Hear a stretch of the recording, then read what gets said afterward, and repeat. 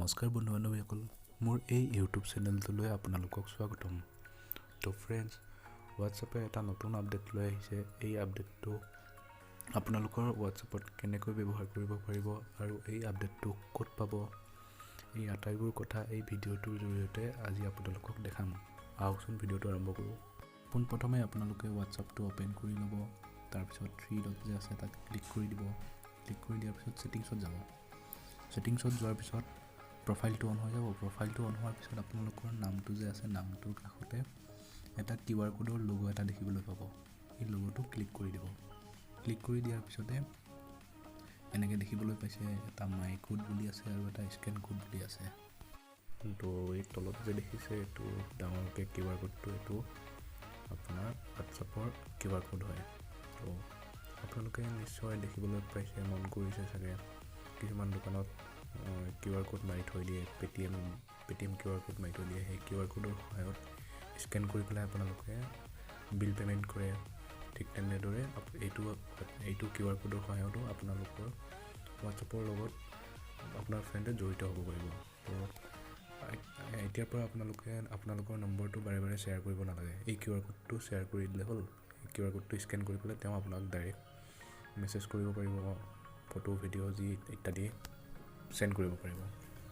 তো আপোনালোকৰ যদি কাৰোবাৰ দোকান থাকে বা কোনোবাই কাৰোবাৰ কোচিং ক্লাছ থাকে আৰু কিছুমানে অফিচতো আজিকালি তো হোৱাটছআপ চবতে ব্যৱহাৰ হয়। তো কিবা ডকুমেণ্ট পঠাবলৈ, বাৰে বাৰে নম্বৰটো কৈ থাকিব নালাগে।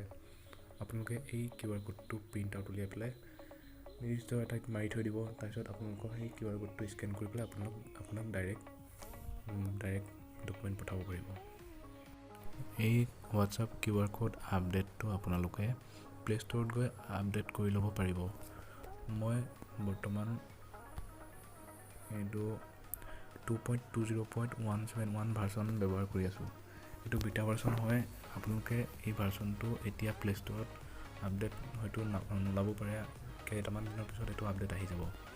তো আপোনালোক যদি এই ভাৰ্চনটো এতিয়াই লাগে, আপোনালোকে যিকোনো এটা ব্ৰাউজাৰত যাব, ব্ৰাউজাৰত গৈ পেলাই চাৰ্চ কৰি দিব হোৱাটছআপ ভাৰ্চন 1.7.1।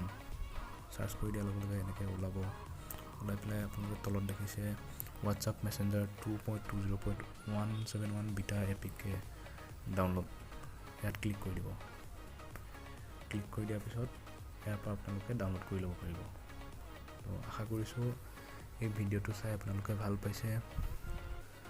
তো এইটো মোৰ ফাৰ্ষ্ট ভিডিঅ' হয়, ইমান অডিঅ' কোৱালিটি ইমান ভাল নহ'ব পাৰে। তো নতুন ভিডিঅ' আৰু বনাই থাকিম। তো ভিডিঅ'বোৰ পাই থাকিবলৈ মোৰ চেনেলটো ছাবস্ক্ৰাইব কৰিব আৰু যদি ভিডিঅ'টো ভাল লাগিছে লাইক কৰি দিব।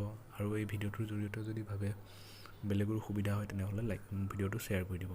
ধন্যবাদ।